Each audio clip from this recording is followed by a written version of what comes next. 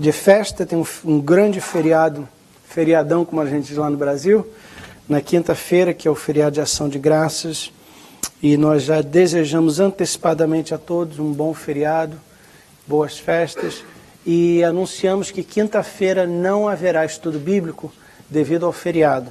No entanto, vamos nos reunir na terça-feira, e na terça-feira vamos ter um momento de comunhão também. Então, convidamos você a não só vir à oração de 7h30 às 8h30, mas traga um prato de salgadinho, alguma coisa, um bolo, alguma coisa assim, para a gente compartilhar um momento de comunhão. Após a oração, a gente vai para o refeitório da igreja e termos um momento de comunhão. Abra sua Bíblia comigo no livro de Ezequiel. Nós vamos falar de um assunto muito interessante, eu considero bem interessante e importante para os nossos dias também. Ele é um pouco complexo, então eu espero que você tenha vindo à igreja preparado para pensar, abrir a Bíblia, fazer anotações, refletir, pedir a ajuda do Espírito Santo. Eu vou precisar de algum tempo para ministrar essa palavra. Quantos me dão 10 minutos? 10 minutos. 2, 3, 4, 5, 6, 7, 8, 9, 10, 11 pessoas. 11 vezes 10, 110 minutos. Ok, 2 horas. Glória a Deus. Não vai ser mais rápido do que isso. Mas eu gostaria que você evitasse distrações e esteja atento e sensível ao Espírito Santo, porque ele tem algo importante para nos dizer hoje. Estamos em Ezequiel capítulo 38, lembrando que o livro de Ezequiel tem 4 divisões principais. Primeira gaveta, primeiros 3 capítulos, visão e chamada de Ezequiel. Segunda gaveta, onde a gente guarda as informações, capítulos 4 a 24, é quando Ezequiel anuncia o juízo de Deus sobre Israel. A terceira divisão do livro, capítulo 25 a 32, quando ele pronuncia o juízo de Deus às nações vizinhas a Israel, que tomaram proveito da situação e maltrataram os judeus. E ao estudarmos essa parte do livro, notamos o que não deve ser coincidência, que todas as nações ali mencionadas são nações muçulmanas. E isso é interessante, porque não eram na época que Ezequiel profetizou, mas são hoje. Isso então é relevante, importante, interessante e prático. Entramos então na semana passada no capítulo 33 a 48, a última divisão do livro, e agora Jerusalém já está destruída, o povo já foi espalhado, a maior parte da nação já tinha morrido no ataque de Nabucodonosor e da Babilônia. E Deus levanta Ezequiel agora para pregar uma mensagem de restauração. Agora a mensagem de Deus através de Ezequiel torna-se uma mensagem de esperança e restauração. Ezequiel 34, versículos 11, 15 e 26. Eu, o Senhor Deus, digo que eu mesmo procurarei e buscarei as minhas ovelhas. Por que ele vai procurar? Porque eles foram espalhados por diversas nações. Eu vou procurar elas. Versículo 15. Eu mesmo serei o pastor do meu rebanho.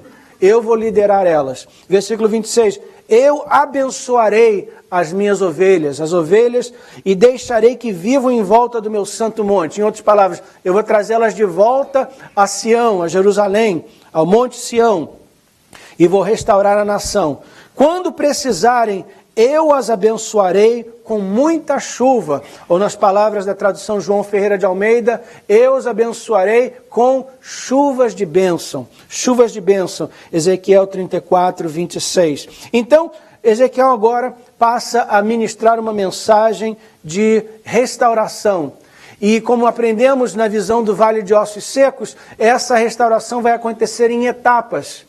Até que chega o último instante, o último momento em que o Espírito Santo sopra e aqueles defuntos, que antes eram ossos, agora respiram e se tornam um grande exército.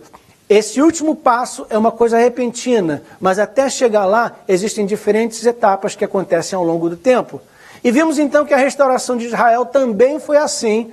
A nação foi restaurada ao longo do tempo, passo a passo, até que chegou o último instante em que, em um momento, Israel se tornou uma nação. E isso, como já vimos, aconteceu no dia 14 de maio de 1948, cumprindo a profecia de Isaías 66:8, que diz assim: quem já ouviu falar de uma coisa assim?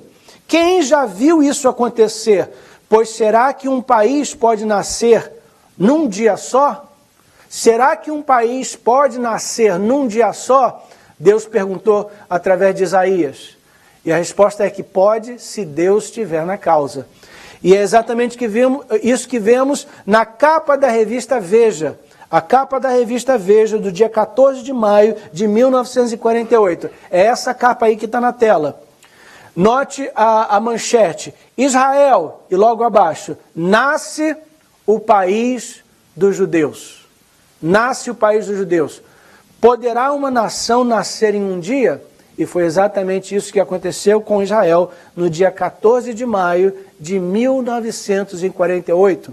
Alguns que estão aqui, sem dúvida, estavam vivos nessa data. Então isso aconteceu nesta geração. E o Isaías 66:8 se cumpriu. Muito bem. Então, Israel se tornou uma nação. E nesses 60 anos de existência, essa nação tem crescido e se fortalecido. E hoje é uma grande potência. O exército de Israel é considerado um dos 3 exércitos mais poderosos do mundo. A economia de Israel, uma das economias mais fortes do mundo. Israel não é um país importador, é um país exportador. Eles exportam muita coisa. E é interessante, um país pequeno como eles, e grande parte do seu território estava no deserto. No entanto, com a bênção de Deus, em 60 anos eles se tornaram um país exportador. Nos últimos 5 anos, Israel encontrou gás natural e petróleo também. Crê-se que há um grande depósito de óleo no território de Israel. Essa seria a primeira vez que um grande depósito de óleo que foi encontrado em Israel. Para ser sincero com os irmãos, eu nem sei se ele estava sempre lá. De repente Deus pôs lá agora, não sei. De repente já estava lá e ninguém viu, mas eu acho interessante. De repente eles encontraram e cresce ser um dos maiores depósitos de óleo no mundo. É uma notícia recente. Esse óleo não está nem sendo explorado ainda, mas eles encontraram óleo e gás natural. E isso vai mudar a economia não só de Israel, mas do Oriente Médio, vai mudar o equilíbrio de influência entre as nações ali. E tudo isso tem a ver com essa profecia, que Deus abençoaria, que Deus faria com que a nação nascesse da noite para o dia. E lembre-se de Ezequiel 34. Deus disse: eu procurarei as minhas ovelhas, eu serei o pastor delas, eu abençoarei as minhas ovelhas. E no versículo 26, e farei chover sobre elas chuvas de bênção. E Israel está vivendo isso, eles estão experimentando isso nos nossos dias. Muito bem, mas agora chegamos no capítulo 38, que é o nosso assunto de hoje. Tudo que eu falei agora, eu estou recapitulando da semana passada, e se você não estava aqui, assista a mensagem da semana passada, quando nós expandimos esses temas mais ainda. Mas no capítulo 38, queridos, é a reação do inimigo quando Deus abençoa Israel. Você já notou que sempre que Deus abençoa o seu povo, o inimigo sempre tenta reagir? Ele sempre tenta atrapalhar, ele sempre tenta abortar o plano de Deus para nossas vidas, a bênção de Deus nas nossas vidas. E, como ele sempre faz aqui também, ele tenta interromper o projeto de Deus. Ezequiel 38, versículos 1, 2 e 3. Jeová me disse o seguinte: filho do homem, homem mortal, agora fale contra Gog, o principal governador das nações de Meseque e Tubal, na terra de Magog. Profetize contra ele e diga que eu, o Senhor Jeová, estou contra ele. Estou contra ele. Note, queridos, algumas coisas importantes nessa passagem. Número 1, Gog é uma pessoa. Eu estou contra ele, se referindo a uma pessoa. Homem mortal, agora fale contra Gog, o principal governador. É uma pessoa, e é uma pessoa com autoridade, com poder econômico, poder político e possivelmente, aliás, até agora a gente não sabe, mas vamos ver nos próximos versículos, que é uma pessoa também com grande poder militar. Então, por isso aí ele é chamado do principal governador. Deixa eu falar rapidamente sobre essa palavra principal. Essa palavra principal aí, ela é a palavra no hebraico Rosh, R-O-S-H, Rosh. E essa palavra, ela é capaz de múltiplas interpretações e traduções. Se ela faz parte de uma certa família de palavras, ela significa principal. Então aí é principal governador. Mas ela pode também fazer parte de uma outra família de palavras, e nesse caso ela é um nome próprio, e não é um adjetivo se referindo ao governador, mas sim seria um lugar, o nome de um lugar. Eu menciono isso por duas razões. Número um é porque eu sei que numa igreja como a nossa, existem pessoas usando traduções diferentes, existe mais de uma tradução sendo usada na nossa igreja, e dependendo da sua tradução, você vai encontrar esse versículo traduzido como ou principal governador ou governador de Rosh. Na Bíblia em inglês é a mesma coisa também. Tem traduções que dizem principal governador ou governador de Rosh. Se for governador de Rosh, essa palavra é R-O-S-H no hebraico, pode ser a raiz da palavra Rússia, ou o nome do país ao norte de Israel, Rússia. Crê-se que a palavra Meshech é a raiz da palavra Moscou. E quando você estuda a palavra Moscou e você vai voltando nos registros dessa palavra antigos, então você vai ver um documento de 100 anos, 200 anos, 500 anos, essa palavra Moscou se torna cada vez mais parecida com a palavra Rosh no hebraico. A mesma coisa para uma outra cidade, também na Rússia, que é a cidade Tobolsk. Quando você acompanha o desenvolvimento dessa palavra, os irmãos sabem que a língua muda, a pronúncia das palavras vão mudando e etc. E a escrita das palavras também muda, mas quando você acompanha o desenvolvimento dessa palavra e você, no caso, regride, você volta ao passado, você descobre que essa palavra também se torna cada vez mais parecida com a palavra no hebraico para Tubal. Daí muitos interpretadores da Bíblia, estudiosos da Bíblia, creem que esses versículos se referem à Rússia, Moscou e essa cidade de Tobolsk. Homem mortal, agora fale contra Gog, que é uma pessoa influente e poderosa, que é governador das nações ou dos povos de Moscou, Tobolsk e Rússia. Profetize contra ele e diga que eu, o Senhor Deus, estou contra ele. Se essa fosse toda a informação que nós tivéssemos, não é muito convincente ainda, mas ao continuarmos lendo essa passagem, vamos ver outras coisas que nos convencem que de fato essa é a interpretação correta. Capítulo 38 ainda, versículos 5 e 6. Soldados da Pérsia, da Etiópia e da Líbia estão com ele. Pérsia, Etiópia e Líbia. A Pérsia fica no Oriente Médio, Etiópia e Líbia ficam na África. Estão com ele e todos têm escudos e capacetes, todas as tropas das terras de Gomer e de Bet-Tagamar, que ficam no norte, estarão com ele, e também soldados de muitas outras nações. Olhe para esses versículos e note que agora nós temos mais uma dica. Todas essas tropas da terra de Gomer e de Bet-Tagamar que ficam no norte. Se você olhar para um mapa de Israel e você acompanhar a Rosa dos Ventos para o norte, você vai encontrar que ao norte de Israel fica exatamente a Rússia e Moscou em particular, quase que diretamente ao norte de Israel.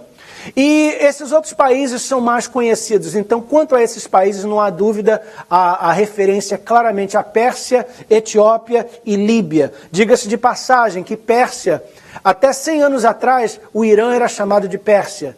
E depois que eles se libertaram do Império Britânico, eles então quiseram uma nova identidade e mudaram. Entre outras, essa é uma das razões. Entre outras, eles mudaram o nome de Pérsia para Irã. Então, Pérsia é o Irã de hoje, e não há dúvida sobre isso. É bom esclarecer que as fronteiras das nações no tempo de Ezequiel, 2.500 anos atrás, não eram exatamente as mesmas das fronteiras de hoje. Então, na realidade, a Pérsia do tempo de Ezequiel incluiria parte não só do Irã, mas também da Síria de hoje e também do Iraque de hoje. Mas, de qualquer maneira, a massa da Pérsia é o Irã. Etiópia é chamado na Bíblia de Cush. E diversas traduções, inclusive, usam essa palavra, Cush. E Cush também, não há dúvida nenhuma, tem diversos documentos que demonstram isso, então não há dúvida. Cush é, de fato, Etiópia. E por isso, a Bíblia, na linguagem de hoje, já toma a liberdade de interpretar essa palavra Cush como Etiópia. E o nome para Líbia na Bíblia, o nome para a Líbia, para a região da Líbia, é a palavra Put, P-U-T. E essa palavra, também não há dúvida nenhuma, se refere à região que hoje nós identificamos como Líbia. Então, Líbia, norte da África, Etiópia, centro da África, ou África Central, e países ao norte. Esses países, de acordo com a Bíblia, se reunirão numa confederação lideradas por um homem que a Bíblia chama de Gog, um príncipe que a Bíblia chama de Gog. E ele então vai mobilizar esses povos contra Israel. Aí você olha para esse mapa e pensa assim, será que ele está correto? E será que essas nações, que há um potencial para elas agirem em acordo entre elas, será que elas são amigas entre elas? E aí nós descobrimos que, com exceção da Rússia, todas essas nações aí mencionadas são também nações muçulmanas. Todas elas são unidas pela ideologia muçulmana. E nos nossos dias, por causa da queda dos seus governantes no passado recente, nos últimos 10, 15 anos, todas elas estão com governos incertos, com instabilidade política. E todas elas estão sob uma influência muito grande do Estado Islâmico que se levantou nos últimos anos. E todas elas, por isso, compartilham um ódio por Israel. Daí nós entendemos, nós podemos ver que não custa muito para essa confederação se formar e atacar Israel. Não custa muito. Mas nós ainda não estamos convencidos, porque somos estudantes da Palavra de Deus e a gente quer mais evidência. Então vamos continuar estudando. Vamos estudar essas nações na Bíblia e ver a origem delas. E isso nos leva a Gênesis capítulo 10. Gênesis capítulo 10 é um capítulo interessante da Bíblia. Às vezes ele é chamado pelos estudiosos da Bíblia como a tabela das nações. A lista das nações, a tabela das nações. Por quê? Porque se você lembra do nosso estudo de Gênesis, da sua leitura de Gênesis, no capítulo 6 de Gênesis acontece uma grande catástrofe mundial, que é o grande dilúvio, capítulo 6, 7, 8 de Gênesis. E a terra é destruída pelo dilúvio por causa da iniquidade do povo. Aí Deus salva uma família, a família de Noé, não é isso? E Noé entra na arca com a sua esposa, seus 3 filhos e a esposa dos 3 filhos. 8 pessoas ao todo. Noé, esposa, 3 filhos e a esposa dos 3 filhos. No capítulo 10 de Gênesis, a Bíblia então cataloga a descendência desses 3 filhos e como que, através dessas 3 famílias, todos filhos de Noé, a terra foi repopulada. A terra foi repopulada. Muito bem, então nós temos Sem, Cã e Jafé, os 3 filhos de Noé. Sem vai ter 3 filhos, Elão, Assur, Arpaxade, Lude e Arã. Cã tem 4 filhos, Cuxi, Misraim, Put e Canaã. Jafé tem 7 filhos, Gomer, Magog, Madai, Javá, Tubal, Meseque e Tiras. Muito bem, olhe para essa lista e você nota que já estamos identificando aqui algumas das nações que vimos em Ezequiel capítulo 38. Aqui, por exemplo, Magog, encontramos aqui Tubal, encontramos aqui Meseque. E descobrimos que eles têm uma coisa em comum, são todos descendentes de Jafé. Descendentes de Jafé. Vemos também que os povos de Put e Cush são descendentes de Cã. E entendemos que os judeus são um povo semita, eles são descendentes de Sem. Então são chamados o povo semita. Eles são descendentes de Sem por Arpaxade. Muito obrigado, querido. Arpaxade, que é o terceiro filho de Sem. Muito bem. Então, notamos que é uma briga de família. Duas famílias contra uma família, basicamente. Apesar de que tem alguns semitas que vão se envolver nessa guerra também. Mas não é uma guerra total. Não é o mundo todo contra Israel. E isso é importante. São algumas famílias que se reúnem contra Israel. Outra coisa interessante é que a tabela de nações nos dá uma noção de onde essas pessoas estarão vindo. Porque quando nós olhamos para o mapa e projetamos a rota da população dessas três famílias, nós descobrimos que os descendentes de Jafé foram para a Europa e Ásia. Os descendentes de Cã foram para o sul da Ásia, o sudoeste na realidade, o sudoeste da Ásia, Canaã e África. E os semitas, os descendentes de Sem, ficaram no Oriente Médio, na península do Sinai, na península árabe, eles permaneceram ali. Então, Jafé vai para o norte e de lá se espalha, Sem fica no Oriente Médio, Cã vai para o norte da África. E aí eles começam a popular o mundo. Mas como é que eles popularam o mundo tão rápido? Como é que se espalharam? E como é que eles chegaram nos seus devidos lugares? Nós não temos certeza. Mas há uma ideia de uma possibilidade de como isso aconteceu, baseado mais uma vez em Gênesis capítulo 10, a tabela das nações. No versículo 25 do capítulo 10, tem uma frase interessante que diz assim: Éber foi pai de dois filhos. Um se chamava Peleg, porque no seu tempo os povos do mundo foram divididos. Diga-se de passagem, Éber é a raiz da palavra hebreu. Os judeus são descendentes de Éber, são descendentes de Noé, através de Sem, através de Éber e através de Peleg. Então eles são chamados hebreus porque eles são filhos de Éber. Mas o que é importante para nós? Peleg, esse nome Peleg em hebraico significa divisão. E a Bíblia diz, o pai dele pôs esse nome nele porque no seu tempo, nos seus dias, os povos do mundo foram divididos. Na João Ferreira de Almeida, que é a tradução mais ao pé da letra, diz, porque nos seus dias a terra foi dividida. A terra foi dividida. Possivelmente, queridos, até o tempo de Noé e logo após de Noé, os continentes da terra estavam reunidos, estavam unidos. Gênesis 1 parece indicar isso, porque a Bíblia diz que quando Deus criou a terra, Ele separou a água da terra e chamou a terra. E não diz taxativamente, mas parece dar a entender que a terra estava toda unida, foi separada da água.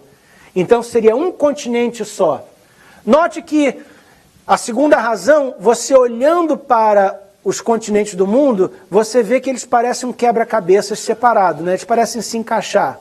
E essa não é uma ideia somente de intérpretes da Bíblia, mas existem cientistas seculares que estudam isso também, e eles creem que essa é uma forte possibilidade que num passado remoto, os continentes da Terra estavam reunidos. Eles têm até um nome para isso. Eles chamam esses continentes unidos Pangeia. E se você procurar na internet ou numa boa enciclopédia britânica, você vai encontrar um bom artigo sobre a Pangeia, que é um continente que nós não sabemos se realmente existiu, mas que possivelmente existiu há muito tempo atrás, quando todos os continentes estavam reunidos em um. Os estudiosos da Bíblia às vezes se referem a esse continente como a Terra de Noé. A Terra de Noé, o mapa da Terra de Noé. E a Terra de Noé, então, seria mais ou menos isso aí. A Pangeia seriam os continentes reunidos. E faria sentido se esse fosse o caso. E também explicaria essa frase em Gênesis 10, 25, que do meio do nada aparece essa explicação, que nos dias de Peleg, a terra foi dividida e causou uma impressão tão forte no seu pai que ele chamou o nome do seu filho de Peleg, divisão. Então, o que teria acontecido é que no dilúvio de Noé, a Bíblia diz que as fontes do abismo se abriram, e isso teria causado um movimento tectônico e os continentes eventualmente teriam se dividido. Muito bem. Se isso aconteceu, é interessante porque estudando, você procura evidências. Se isso aconteceu, deve ter provas disso em diferentes lugares e de diferentes maneiras. E eu encontrei, eu não conhecia isso até coisa de 2 ou 3 semanas atrás, quando eu estava estudando essa passagem, descobri uma coisa interessante. A língua chinesa é uma língua muito valiosa para estudos históricos, porque a civilização chinesa é uma das civilizações mais antigas do mundo. E a língua chinesa é uma das línguas mais antigas do mundo. Quando uma língua começa, antes dela se tornar um alfabeto, geralmente as línguas começam com retratos, com desenhos. Então, quando a pessoa quer simbolizar um pássaro, o que ela faz? Ela desenha um pássaro. Quando ela quer simbolizar um rio, o que ela faz? Ela desenha um rio. O que acontece é que aos poucos, à medida que a civilização e a língua vai evoluindo, esses desenhos passam a se tornar símbolos, deixam de ser desenhos e passam a se tornar símbolos de som. E a língua as palavras, o significado passa a ser formado pela união de diferentes sons. E a língua acompanha esse desenvolvimento. Mas com o chinês uma coisa interessante aconteceu, porque o chinês é tão antigo e milhões de pessoas usam o chinês não evoluiu, ou pelo menos não tão rápido. Então o chinês até hoje não usa símbolos de som como nós usamos, A, B, C, D, E, não tem um alfabeto. O que o chinês tem, na realidade, são símbolos. O nome desse tipo de língua é língua pictográfica, porque tem fotos, fotográfica. É uma língua fotográfica. Um exemplo disso é os hieglifos do Egito. Quando você vê os escritos do Egito nas pirâmides, são símbolos, são desenhos. Mas a língua egípcia foi evoluindo e hoje usa um alfabeto. O chinês continua usando símbolos antigos. E tudo isso para dizer o seguinte: à medida que eventos vão acontecendo na história da humanidade, e a cultura chinesa acompanha isso, palavras vão sendo formadas, e porque essas palavras não são símbolos de som, mas sim um retrato, o que você tem no chinês são retratos de eventos ao longo da história. Faz sentido? Ok.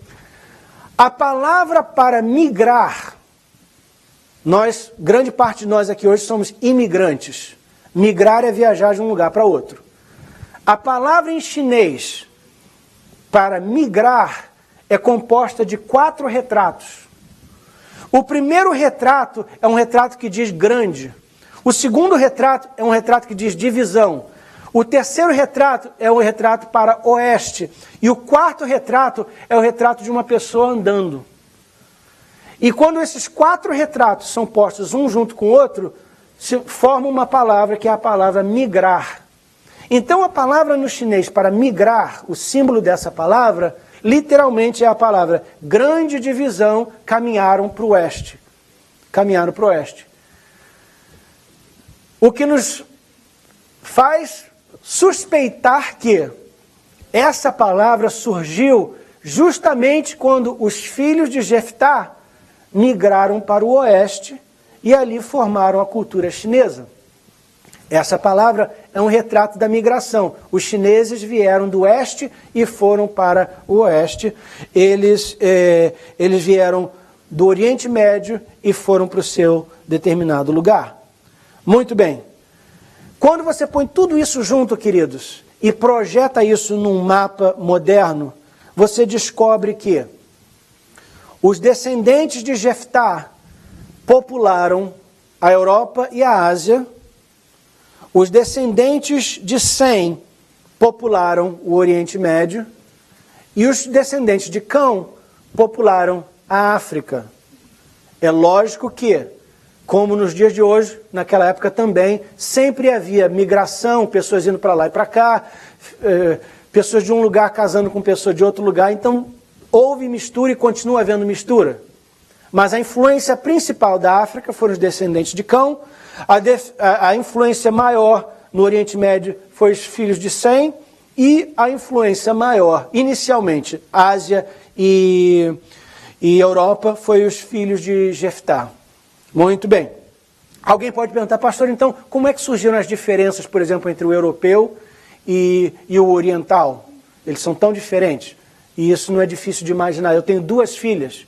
Essas 2 filhas têm o mesmo pai e a mesma mãe, foram criados com a mesma dieta, a mesma criação, na mesma igreja e tudo mais. E elas são não só diferentes de personalidade, mas fisicamente diferentes. Diferente altura, diferente cor do cabelo, tonalidade da pele. Isso em uma geração. Imagine 2, 3, 10, 20, 15, 30 gerações. Então, parte dessa diferença pode ser explicada geneticamente. Outra parte dessa diferença é explicada pela dieta.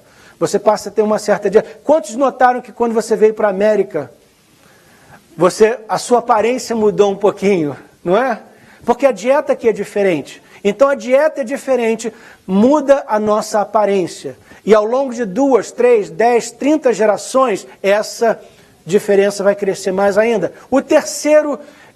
A terceira influência na mudança são influências ambientais. Se você pega mais sol num lugar, você vai ficar mais escuro. Estava falando com a minha esposa ontem, por telefone, e ela falou, amor, eu estou pretinha. Estou pretinha. Eu falei, olha, você vai chegar aqui, você vai dar um susto nas pessoas, porque aqui nós estamos todo branquinho. Que aqui está um frio tremendo, está quase 0 graus. Eu falei até com ela, olha, cuidado, não põe lenço na cabeça nem nada, não, que é a parte de ser barrada quando você chegar aqui na América, porque eles estão procurando terrorista. Então, se você está muito escura, vem com lenço na cabeça, cuidado. Eu falei com ela brincando, claramente. Mas, muito bem, então, exposição ao sol, exposição a muito vento, a areia, etc. Tudo isso afeta a nossa aparência física. Então daí vão surgindo as diferenças. Mas fato é que todos nós, queridos, viemos de Noé e, ultimamente, de Adão, no final das contas de Adão, né? Então somos uma família. É bom deixar isso bem claro, queridos, só existe uma raça, a raça humana. Só existe uma raça, a raça humana. Esse negócio de raça negra, raça branca, raça isso, raça aquilo, só existe uma raça, somos descendentes de Noé e mais adiante somos descendentes de Adão. É uma família, é uma raça humana. E nós temos diferenças sim, mas nós temos mais coisas em comum do que diferentes. Muito bem. Com tudo isso agora em mente, vamos agora avançar e voltar para Ezequiel 38, porque agora a gente já está entendendo quem são os participantes dessa guerra. Estamos vendo de onde eles vêm e quais são essas nações. Versículo 10. O que o Senhor Deus diz a Gog é isto, o líder desse grupo. Quando chegar aquela hora, você começará a fazer um plano perverso. Você resolverá invadir um país desarmado, onde o povo vive calmo e seguro, em cidades sem muralha e sem defesa. Que povo é esse? Nós sabemos que é Israel, mas a Bíblia ainda não especificou isso. Mas sabemos que é um povo que foi que vive num país desarmado, um povo calmo, seguro, em cidades sem muralhas e sem defesa. Então é um povo pacífico, e esse é um retrato de Israel. Israel não é uma nação tentando conquistar outras. Israel não está numa campanha de expansão. É um país sossegado, é um país pacífico. Versículo 12. Então, Gog, você vai se levantar contra esse povo pacífico, você assaltará o povo que vive em cidades já arrasadas e roubará o que há nelas. Gog vai atacar essa cidade para roubar a cidade. Ele não ataca a cidade para destruí-la. O interesse dele não é destruir Israel, é roubar de Israel. Israel tem alguma coisa que Gog quer.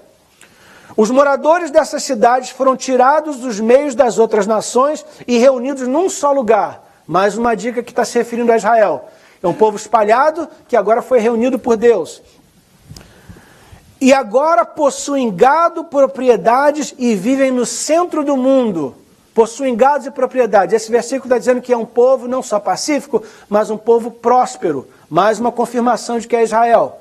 Porque Israel é uma das maiores e mais fortes economias do mundo. Isso aqui já nos dá uma dica do que Gog está procurando. A Bíblia diz que ele foi lá para roubar, em outras palavras, para conquistar e tirar o despojo. Ele não está com raiva de Israel. Não é um ódio por Israel. O interesse dele é um interesse econômico. É como um ladrão que assalta uma pessoa. Não é um crime pessoal, é um crime econômico. Errado da mesma maneira. Mas isso é importante, porque nós já vimos que existem nações que têm ódio de Israel, mas esse parece não ser o caso aqui. Aqui é um interesse econômico que leva a esse ataque. Continuamos lendo agora no capítulo 38, versículos 15 a 16, porque agora a guerra vai começar. Até agora fomos introduzidos aos participantes da guerra e a motivação para a guerra, mas agora a guerra começa. Versículo 15. E virá do seu lugar que fica no norte distante. Essa frase é interessante.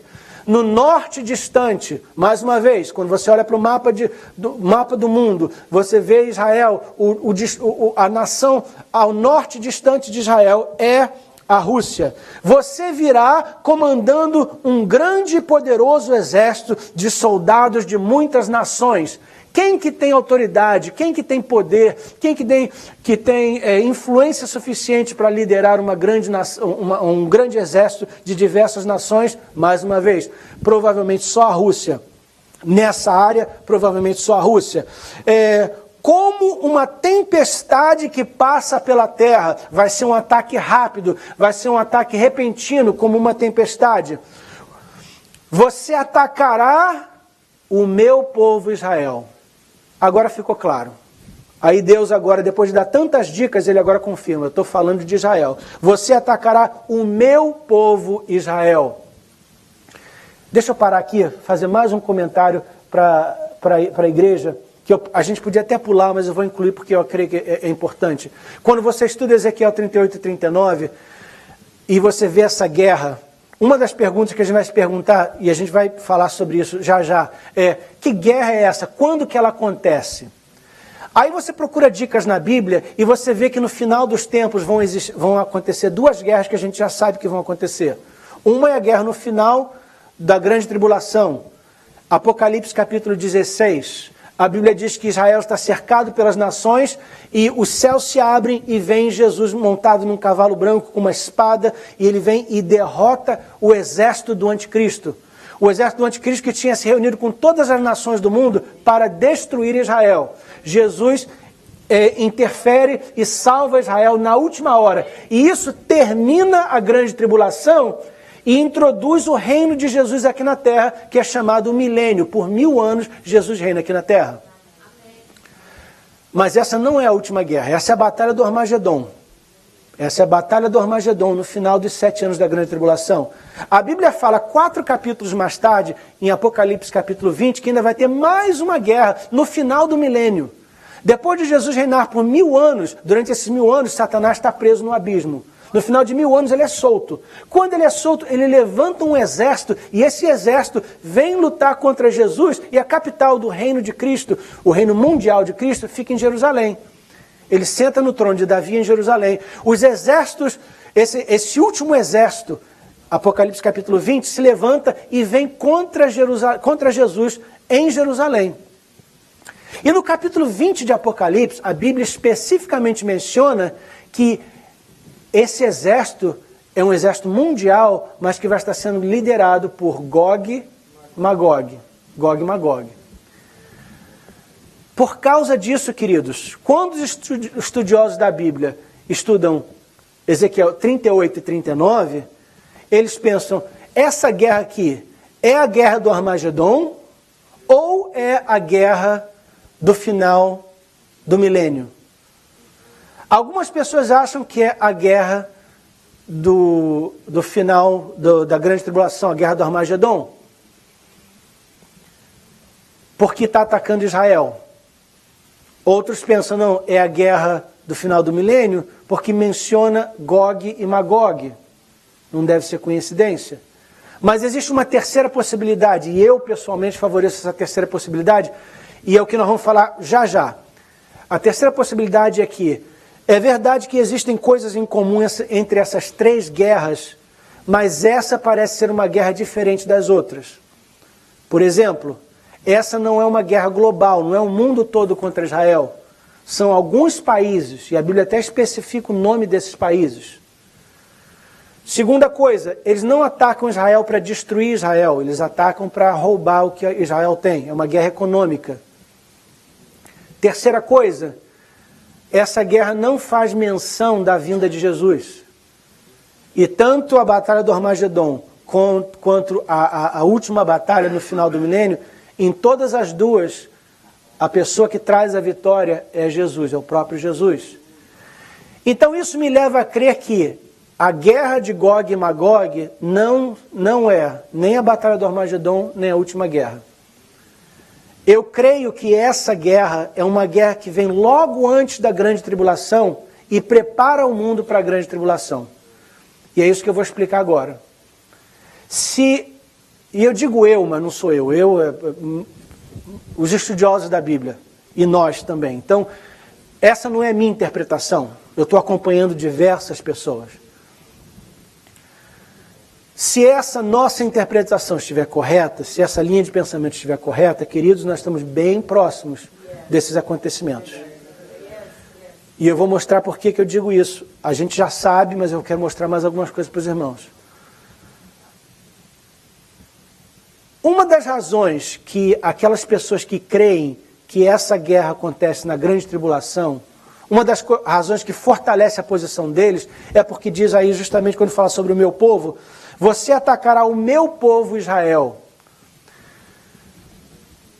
Depois da destruição de Jerusalém, a Bíblia começa as 70 semanas de Daniel, a semana 69 para, e fica faltando uma semana no calendário de Daniel, calendário de Deus para Israel. E esse período entre a semana 69 e a semana 70 é chamado Tempo dos Gentios. É o tempo dos gentios, quando o evangelho é pregado aos gentios e os gentios são salvos. Durante esse período, quando a Bíblia fala meu povo, geralmente é uma referência à igreja. Quando meu povo se refere a Israel, você geralmente está dentro do calendário das 70 semanas de Daniel. Então, quem crê que essa batalha acontece durante o Armagedon, durante a grande tribulação, um dos versículos que eles usam para apoiar esse ponto de vista é essa frase aí. Atacar o meu povo Israel. Então o meu povo aqui não é a igreja, mas sim Israel. E eu tenho que dar esse ponto para essa interpretação. E eu menciono isso porque eu quero ser honesto com os irmãos. E se os irmãos ouvirem alguém interpretar como a batalha do Armagedon, essa é uma das razões. E eles podem estar certos, mas eu creio que não. Eu creio que essa é uma referência ao meu povo, porque a profecia foi entregue durante o período em que Israel era o povo de Deus. Era o povo de Deus. Mas ela vai se cumprir durante o período dos gentios. E eu creio, queridos, que vai acontecer nos nossos dias. Eu creio que vai acontecer nos nossos dias. E eis aqui por quê. Olha as semelhanças do que acontece aqui nessa guerra com os nossos dias. Ezequiel 39, que é o próximo capítulo. Lembra que no versículo 15 a guerra começou. Então, no resto do capítulo 15, a guerra está acontecendo. Aí no capítulo 39, Deus entra em ação.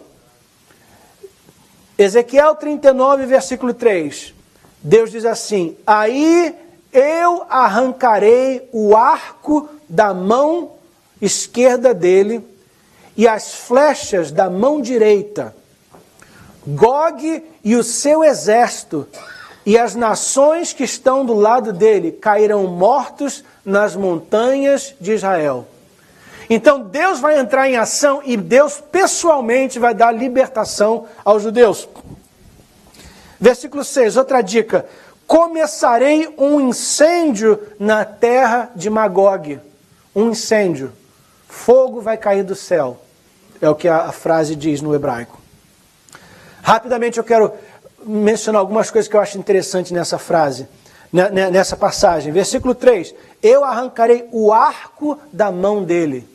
Eles estão vindo lutar contra Israel e trazem consigo um arco. A palavra no hebraico para arco é a palavra keshet. Keshet. E keshet pode se referir a qualquer coisa que é usada para lançar um projétil. Então, por exemplo, o arco lança a flecha. Qualquer coisa que lança alguma coisa contra alguém pode usar essa palavra. Essa palavra possivelmente está se referindo não a um arco que lança uma flecha, mas a um lançador de mísseis. Não só isso, a palavra flecha é a palavra het, é pronunciado het em hebraico, e essa palavra se refere a um arco, a uma lança ou alguma coisa que é lançada, que é jogada contra alguém. Então, por isso, ela geralmente é traduzida como seta ou como flecha, mas pode também ser referida a um míssil. Aliás, Israel tem um sistema de mísseis de defesa, e o nome desse sistema de míssil de defesa é justamente het. Não sei se os irmãos lembram quando Saddam Hussein tentou lançar mísseis contra Israel. Israel se defendeu, agora 10 anos atrás, se defendeu com mísseis, são chamados mísseis Patriot, míssil patriota. Esse míssil patriota eles compraram dos Estados Unidos. Esse sistema de míssil patriota foi construído pelos americanos e ele tem um radar muito preciso e muito sensível. Então, quando um míssil é um míssil de defesa, quando um míssil está vindo na sua direção, você lança esse míssil chamado míssil patriota e ele intercepta o míssil e explode no ar. Quando Saddam Hussein tentou bombardear Israel, os Estados Unidos pediu a Israel que não se defendesse para não quebrar a união dos países que estavam se reunindo contra o Iraque. Então, para não as pessoas não comprar a briga do Iraque por não gostarem de Israel, os Estados Unidos pediu a eles, olha, por favor, não ataquem a Iraque, mas vocês podem se defender. Então, venderam para Israel esse sistema de mísseis chamado míssil patriota, e foi os mísseis que eles usaram para se defender. E é um míssil bem preciso, porém, os irmãos devem lembrar das notícias, que alguns desses mísseis, eles não funcionaram 100% bem.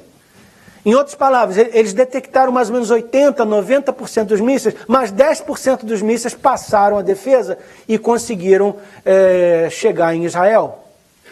Então Israel decidiu criar o seu próprio sistema de defesa e melhorar o que já era bom. O que era 90%, eles quiseram fazer 100%. E eles criaram um novo sistema de defesa, que é esse sistema de defesa het. E, queridos, eu encontrei essa informação na Wikipédia, que não é um site evangélico. Se você quiser, você pode ir nesse site e você põe o sistema de defesa het, ou flecha, que é a tradução da palavra, né, em português. E você vai encontrar essa informação que eu pus aí. Está aí do jeito que eu encontrei na internet. Diz assim: a flecha, ou arrow, ou hat, flecha em português, arrow em inglês, hat em hebraico, é uma família de mísseis antibalísticos destinados a satisfazer uma exigência de Israel por um sistema de defesa antimísseis que seria mais eficaz contra os mísseis balísticos superfície-ar do que o míssil MIM-104 Patriota, que foram os mísseis que eles estavam usando. Então, note que essa palavra flecha já é usada para se referir a mísseis.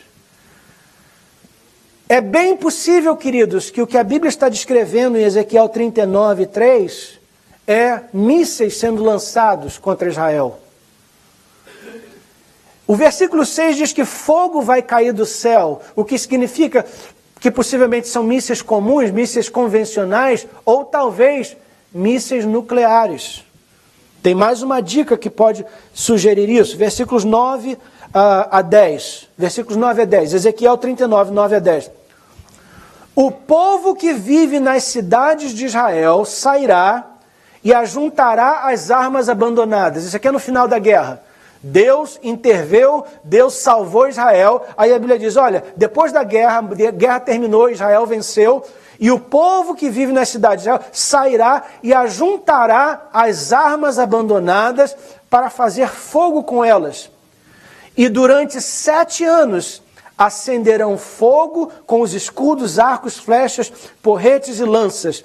Não terão de ajuntar lenha nos campos, nem de cortar árvores nas florestas, pois terão as armas abandonadas para queimar. Em outras palavras, as armas dessa guerra se tornarão uma fonte de energia para Israel. Por quanto tempo? Por 7 anos. 7 anos. Eles roubarão e tirarão as coisas daqueles que os roubaram e tiraram as suas coisas. Em outras palavras, eles vão tomar de volta o que tinha sido roubado deles. Note que esses versículos parecem descrever uma limpeza e um recolhimento de despojos que dura 7 anos. Por que tanto tempo assim? Por que 7 anos? Obviamente, trata de uma área, não só de muita coisa, mas também de uma área delicada, uma área possivelmente poluída por alguma coisa que exige um cuidado especial. Não só isso, note que Israel vai extrair desse despojo 7 anos de energia. Que tipo de arma teria 7 anos de energia para proporcionar para uma nação? Note que esse versículo diz que eles não vão ter que cortar lenha. Eles não vão ter que buscar energia em outro lugar, porque o despojo dessa guerra vai produzir energia por 7 anos. Bom, vamos continuar lendo para tentar decifrar esse quebra-cabeça. Versículos 12 a 16. Será que temos mais algumas dicas? Sim, temos.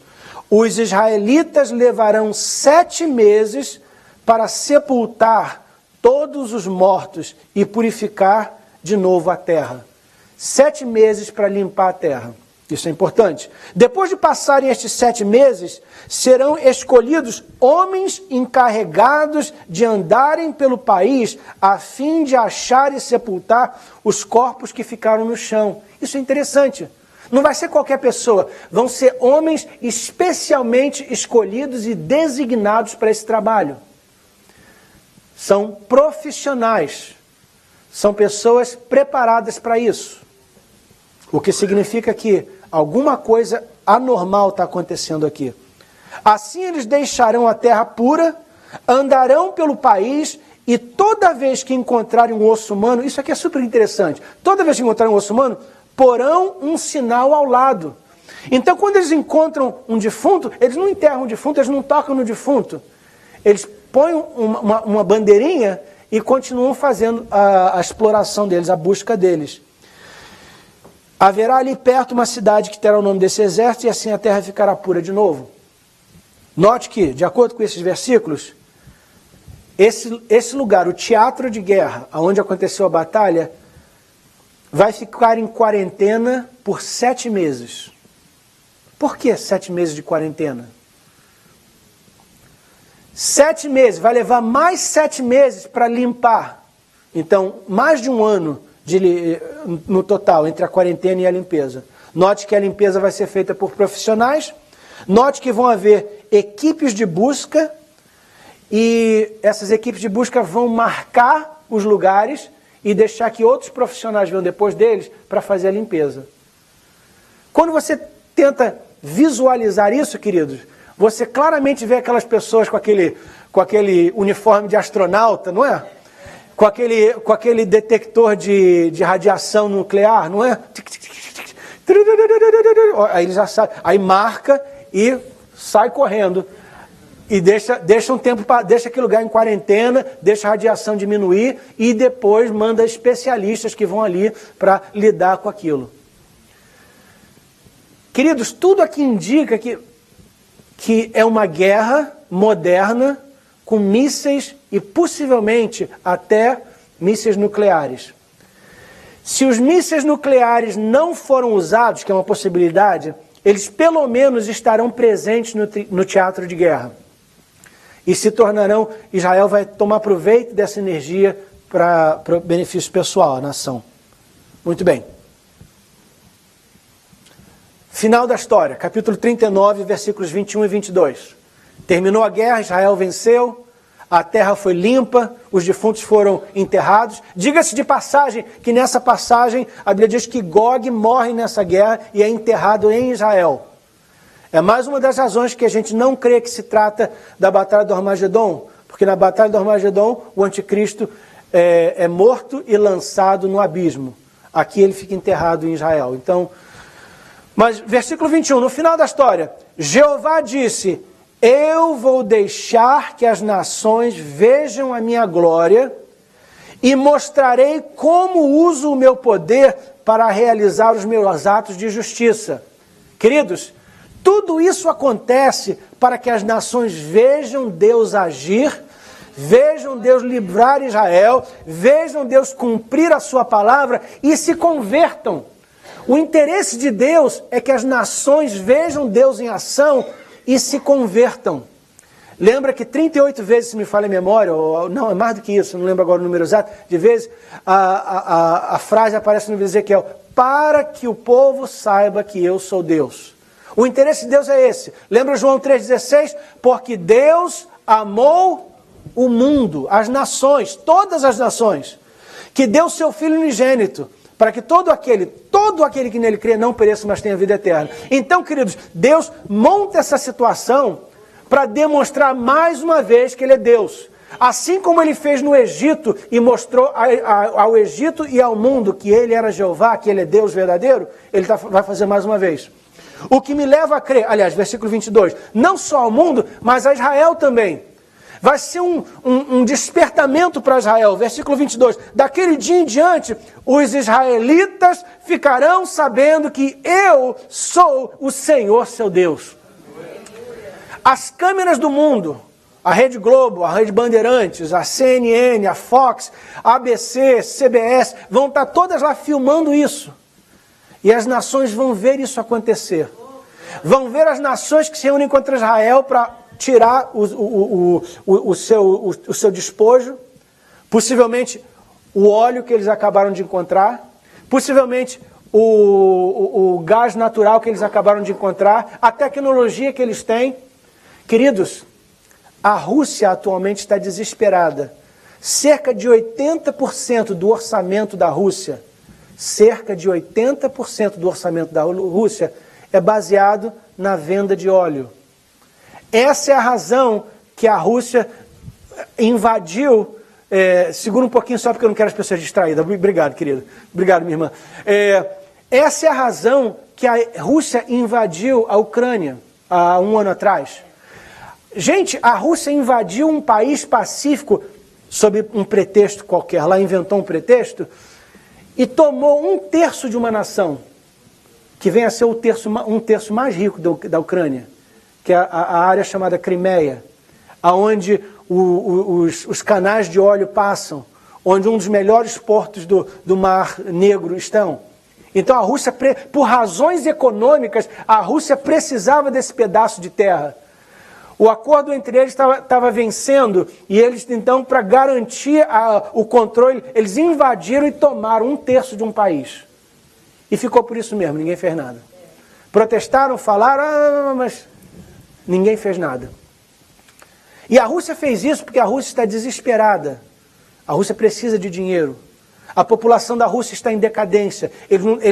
A população da Rússia, eles não têm filhos suficientes para sustentar a sua população. A economia da Rússia está passando por grandes dificuldades. Então, a única maneira que eles têm de se impor é expansão. O presidente da Rússia, ele era o chefe da KGB. As intenções deles não são boas intenções. E ele está liderando um país desesperado. Não só isso, para piorar a situação, o preço do óleo nos últimos 6 meses caiu de quase $100 por barril, atualmente está 46. 80% do orçamento da Rússia está baseado no preço do óleo. É o dinheiro que eles ganham do óleo. Imagine você que, vamos dizer que você ganha $2.000 por mês. Para a gente personalizar isso. Imagine que você ganha $2.000 por mês e acontece alguma coisa e o seu patrão diz, olha, eu não posso pagar $2.000 mais, a partir de hoje você vai receber $1.200 por mês. Da noite para o dia, de 2.000, você agora recebe 1.200. Dá um certo desespero, não dá não? Um certo frio na barriga, não dá não? A Rússia está passando por isso. A maior fonte de renda que eles tinham era o óleo, e o óleo foi de $100 por barril a 46. De repente o orçamento deles desapareceu, e eles estão desesperados por dinheiro para sustentar a nação e a economia deles. E o Vladimir Putin, o que o presidente deles, Vladimir Putin, está fazendo, então, ele está tentando expandir a influência da Rússia, para que ele possa sustentar a sua nação. Mas no final dessa guerra, eles vão ser derrotados por Deus. E como resultado disso, vai haver um grande avivamento no mundo, e especialmente em Israel. Eu creio que aí nós vamos ter o cumprimento assim, mais direto, mais específico de Joel capítulo 2. E há de ser nos últimos dias que eu derramarei o meu espírito sobre toda a carne, diz o Senhor. Os canais do mundo vão filmar, o mundo vai ver, e Deus diz, eu vou deixar que as nações vejam a minha glória. Essa vai ser a última esperança que Deus deu, a última chance que Deus vai dar ao mundo de serem salvos, de se converterem antes da grande tribulação.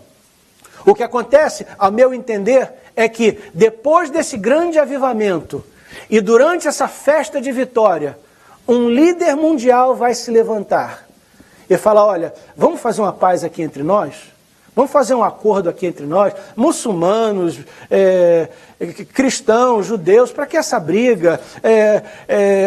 Rússia, vamos lá, vamos fazer um acordo aqui com Israel, Líbia, Etiópia, Arábia Saudita, vamos reunir todo mundo aqui e fazer um acordo. E a Bíblia diz, vai haver um período de paz, uma paz aparente.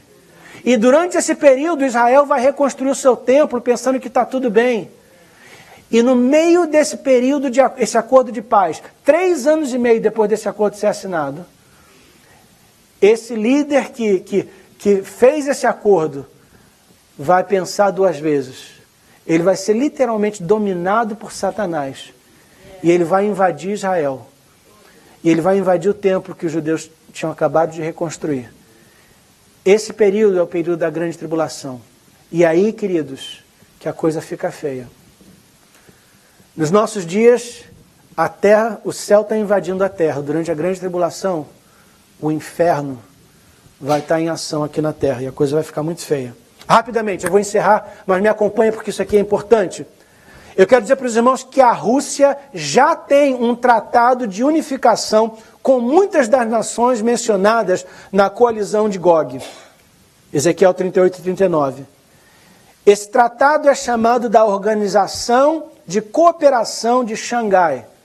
É chamado Cooperação de Xangai porque foi assinado em Xangai em novembro de 1996, a cidade de Xangai. Os Estados-membros incluem China, Cazaquistão, Quirguistão, Rússia, Tajiquistão, Uzbequistão e Afeganistão. Todos descendentes de Jafé. Todos ao norte de Israel. Aliás, se você pega um mapa mundi, o globo da Terra, e vira para você assim, onde está a Rússia, o retrato seria esse aí. Note que é uma conglomeração de nações vizinhas. Note também que já se uniram a essa união, a esse pacto, as nações de Uzbequistão, Afeganistão, Bielorrússia, Irã e Mongólia. Já assinaram esse acordo também. Eles não são fundadores, mas são chamados estados governadores. Outra coisa que eu quero mostrar para os irmãos. A Rússia já está se intrometendo no Oriente Médio e associada especificamente com Síria e Irã. Queridos, eu peguei esses retratos e essas manchetes de jornais seculares. Não vieram de livros teológicos, nem foram inventadas por mim. Tanto os retratos como as manchetes. Eu vou ler para os irmãos exatamente como está no jornal, sem mudar nada. E eu vou dar a data para os irmãos, se alguém quiser checar. E o site é onde está a informação. 9 de julho de 2015, esse ano, alguns meses atrás. Jerusalem Post, o Posto de Jerusalém, um dos jornais principais de Jerusalém. Aliás, a manchete é do dia 22 de novembro. Hoje, está no jornal de hoje. O retrato vem do dia 9 de julho.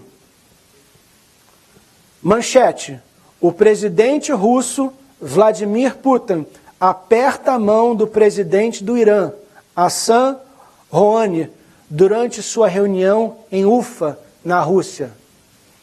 O presidente do Irã, em julho, foi à Rússia visitar o presidente Putin. Eles fizeram um acordo entre eles e estão aí de retrato juntos, apertando a mão um do outro. Ele é o líder da Pérsia, o outro é o líder de Gog e Magog. Esse é o retrato à sua direita. A coluna da esquerda. Nesse retrato, vou ler a manchete para os irmãos. O presidente russo, Vladimir Putin, à direita, aperta a mão com o presidente sírio, Bashar al-Assad, durante uma reunião de 20 de outubro, no Kremlin, em Moscou. 20 de outubro, mês passado, o presidente da Síria foi a Moscou visitar o presidente Putin. Por quê? Porque eles têm um acordo. Por quê? Porque eles são parceiros. Por quê? Porque eles são amigos. Por quê? Porque eles fazem parte da mesma liga.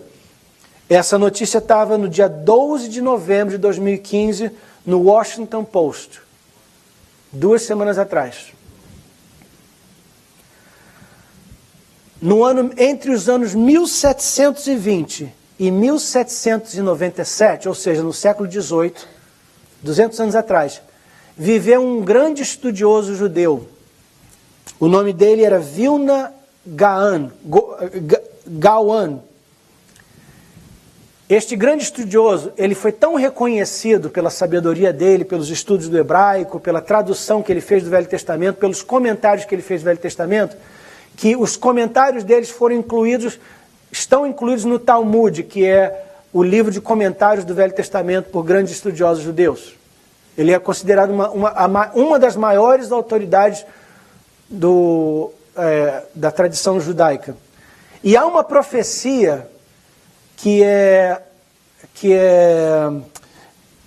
conta-se que ele, antes de morrer, ele fez uma profecia em que uma das coisas que ele diz nessa profecia é o seguinte: quando a marinha russa atravessar o Bósforo, será tempo de colocar as roupas de sábado. Roupa de sábado para o judeu é como roupa de domingo que a gente põe para vir na igreja. Em outras palavras, quando a marinha russa atravessar o Bósforo, é hora de se preparar para encontrar com Deus. O Messias está perto de chegar, é o que ele está dizendo. Bom, o Bósforo é um pequeno canal que une o Mar Negro ao Mar Mediterrâneo. A Rússia tem a sua frota, a marinha da Rússia está em grande parte no Mar Negro. E para chegar ao Mar Mediterrâneo, eles têm que passar por esse canal. Note que aí à sua direita tem um retrato de um navio um navio russo atravessando o Bósforo. Queridos, essa notícia é do dia 5 de setembro de 2013. 5 de setembro, alguns meses atrás. 2 anos atrás, 2 anos e alguns meses atrás. Mas 200 anos depois da morte desse grande estudioso do Velho Testamento. E diga-se de passagem, ele fez esse comentário pensando especificamente em Ezequiel, as profecias de Ezequiel, em capítulo 38 e 39. Quando a marinha russa atravessar o Bósforo, será tempo de colocar as roupas de sábado. Olha a manchete. Navio espião russo, a caminho do Mediterrâneo, passa pelo Bósforo. Queridos, esse é um jornal secular. E eles estão falando, olha, a Rússia está mobilizando as suas forças para o Mediterrâneo, aonde fica Israel. Deixa eu mostrar mais uma para os irmãos, que essa me espantou. Essa é fresquinha também. Essa publicação eu achei, ela foi publicada no dia 5 de outubro de 2015, há 6 semanas atrás.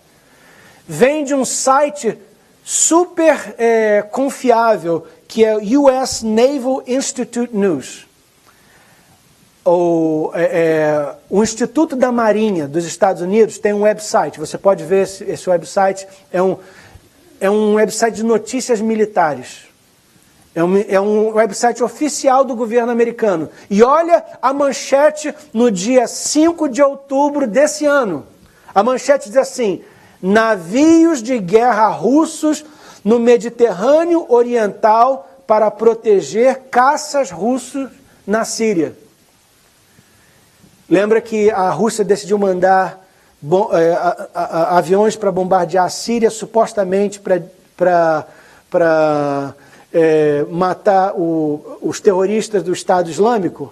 Mas na realidade o que ele está fazendo é tentando proteger Assad, porque ele tem um acordo com Assad. Assad é amigo dele. Eles apertaram a mão, eles visitaram um ao outro.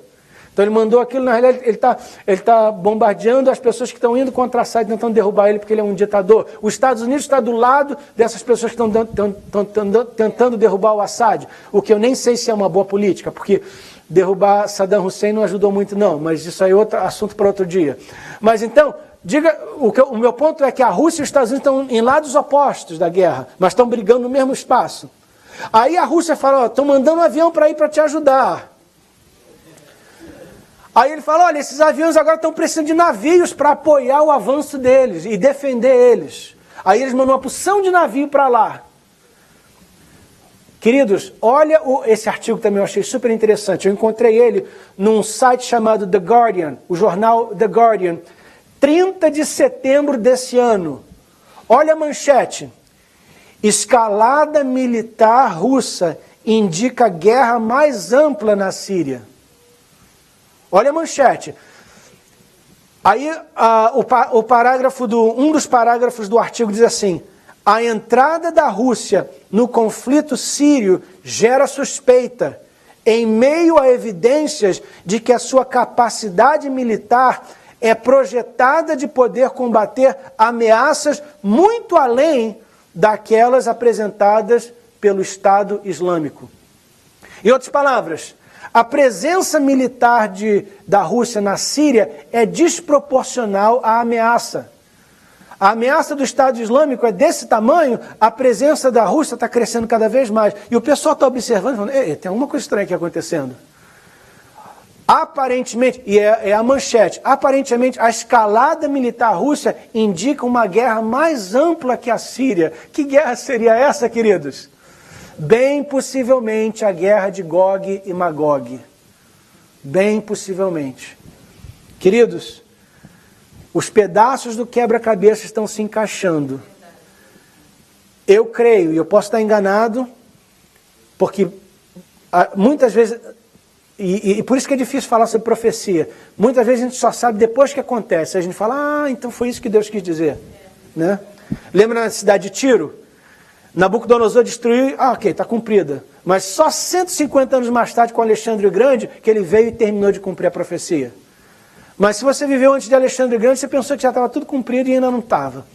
Então a gente só vai saber com certeza depois de acontecer. Aí a gente fala, ok, agora fez sentido. Mas, queridos, Se essa interpretação estiver correta, o que está acontecendo no Oriente Médio agora, e principalmente a presença da Rússia ali, é o precursor de uma invasão contra Israel. Uma invasão que vai gerar um conflito muito grande em Israel. A Rússia vai invadir e trazer nações muçulmanas que estão doidos para brigar com Israel, vão invadir Israel e Deus milagrosamente vai atacar essas nações e libertar Israel. O mundo vai ver, porque vai ser filmado isso. Deus falou, eu vou deixar que as nações vejam a minha glória. E o mundo vai ver e vai falar, então Ezequiel 38, 39 é verdade. Então Deus Jeová é Deus mesmo, e Ele é o Deus de Israel. E vai haver um grande avivamento, o Espírito Santo vai ser derramado, pessoas vão se converter por todo o mundo, inclusive em Israel. Aí Jesus vem, a trombeta toca, a igreja é arrebatada. E na ausência da igreja, o anticristo se levanta para trazer uma falsa paz entre as nações do mundo. Mas ele é um lobo vestido de ovelha. E 3 anos e meio depois desse acordo ser assinado, ele ataca Israel. A igreja está nas bodas do Cordeiro com Jesus. Mas aqui na terra, queridos, vai ser um inferno na terra. A minha última coisa para te dizer é o seguinte. Lucas 21, 28 diz assim, ora, quando essas coisas começarem a acontecer, olhai para cima e levantai a vossa cabeça, porque a vossa redenção está próxima. Se você ainda não aceitou a Jesus, não saia daqui hoje sem entregar a sua vida a Jesus. Queridos, pode não haver muito tempo mais. Pode não haver muito tempo mais. Aceite a Jesus hoje. Aceite a Jesus hoje. Não saia daqui sem aceitar Jesus. E se você já aceitou a Jesus, não deixe de servi-lo. Não deixe de servi-lo. Não há tempo para brincadeira, queridos. Não há tempo para briguinha, não há tempo para carnalidade, não há tempo para brincar com o mundo, não há tempo para ter pecado. É hora de buscar Deus e falar de Jesus, porque os dias são maus. Põe-se de pé comigo, eu avancei bastante da hora, mas os irmãos tinham me dado 110 minutos e eu acho que eu usei, né? Oh, Jesus, misericórdia. Senhor Deus e Pai, tem misericórdia de nós. Senhor, te agradecemos pelo dia de hoje, a oportunidade que tivemos de sermos desafiados pela Tua palavra. Leva-nos na Tua paz e que durante essa semana possamos meditar na seriedade da hora, a seriedade do momento e que possamos, Senhor, Te servir. Nas palavras de Lucas 21, estamos olhando para cima porque a nossa redenção se aproxima. Espírito Santo, toca no coração daquela pessoa que está aqui, que ainda não é salva. Se você ainda não entregou a sua vida a Jesus, faça isso agora. Aí onde você está, diga para ele, Jesus, eu te recebo como meu Senhor e Salvador e te entrego a minha vida. E se você já é salvo, diga para Jesus, Jesus, eu sou teu. Me usa para a tua glória. Eu oro em teu nome. Amém. Pai, eu te peço, abençoa agora a tua igreja. Leva-nos em paz, na Tua graça e usa-nos para a glória do Teu nome. Que a graça do nosso Senhor Jesus Cristo, o amor de Deus nosso Pai e a comunhão do Espírito Santo seja com toda a igreja, hoje e sempre. Amém. Deus abençoe os irmãos e a paz do Senhor.